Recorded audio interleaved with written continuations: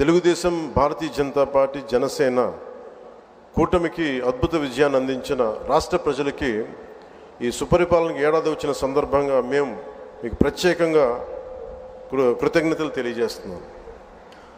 రాష్ట్ర ప్రజల రుణం తీర్చుకునేందుకు గౌరవ ప్రధాని శ్రీ నరేంద్ర మోదీ గారి మార్గనిర్దేశకత్వంలో, పాలనలో అపార అనుభవం కలిగిన గౌరవ ముఖ్యమంత్రి శ్రీ చంద్రబాబు నాయుడు గారి నాయకత్వంలో కూటమి ప్రభుత్వం నిరంతరాయంగా కృషి చేస్తూనే ఉంది.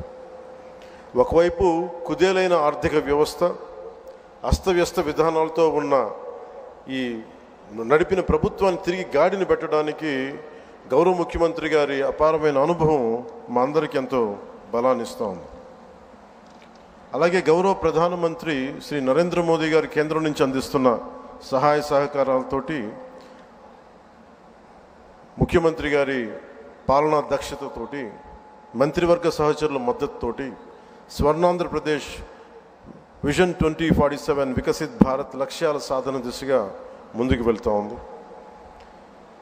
ఈ మధ్యనే మనం 11వ అంతర్జాతీయ యోగా దినోత్సవం సందర్భంగా గౌరవ ముఖ్యమంత్రి శ్రీ నారా చంద్రబాబు నాయుడు గారి నేతృత్వంలో ఎన్డీఏ కూటమి ప్రభుత్వం విశాఖపట్నంలోని బీచ్ రోడ్లో 3 లక్షల పైచిలుకుతో మందితో నిర్వహించిన యోగాంధ్ర కార్యక్రమం ప్రపంచ రికార్డు సృష్టించింది.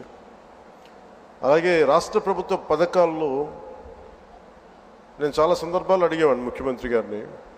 ఎలక్షన్ సమయంలో మనం ఈ సూపర్ 6 ఇలాంటివన్నీ ఎలా చేయగలం ఏంటని మాట్లాడితే ఆయన ఎప్పుడు కూడా అనేది ఏంటంటే, డెవలప్మెంట్తో పాటు మనం వీటిని ఏవైతే ప్రజలకు అవసరమైతే ఉన్నాయో అవి కూడా ఇవ్వాల్సిందే మనం అని చెప్పేసి, ముఖ్యంగా ఆయన 3,000 దాకా ఉన్న పెన్షన్ని ఆయన రాగానే 4,000కి పెంచగలిగారు. దివ్యాంగులకు ఇచ్చే పెన్షన్ 3,000 నుంచి 6,000. దివ్యాంగులు కొన్ని సంవత్సరాలుగా నా దృష్టిలో ఉంది, అందరూ ముఖ్యమంత్రి గారి దృష్టిలో ఉంది, మాకు పెంచండి అని అంటుంటే అది కుదరలేకపోయింది ఎవరికి, ఏ ప్రభుత్వానికి కూడా. కానీ ముఖ్యమంత్రి గారి నాయకత్వంలో ఆయన ఫైనాన్షియల్ మేనేజ్మెంట్ అద్భుతం కాబట్టి 3,000 నుంచి 6,000కి పెంచారు. అలాగే ఈ సామాజిక పెన్షన్స్ చాలా అవసరం ఇవన్నీ చెప్పి వీటి కోసం 1,939 కోట్లు గత ప్రభుత్వం వెచ్చిస్తే, కూటమి ప్రభుత్వం 2,717 కోట్లు ఖర్చు చేస్తూ 63 లక్షల మందికి ఇది చేయూతనిస్తాం.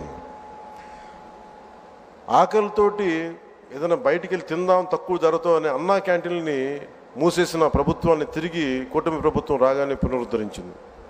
204 అన్నా క్యాంటీన్లు తిరిగి ప్రారంభించి సగటున రోజుకి 3 లక్షల మంది ఆకలి తీరుస్తాం.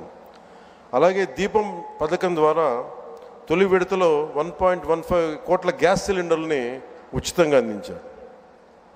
ఈ పథకం కోసం కూటమి ప్రభుత్వం 5 ఏళ్లలో 13,423 కోట్ల మొత్తాన్ని ఖర్చు చేయటం. అలాగే మత్స్యకార సోదరులకి దాదాపు 1,22,965 మందికి 266 కోట్లు అందజేసిన 20,000 రూపాయల చొప్పున. అలాగే నారా లోకేష్ గారు ప్రత్యేకించి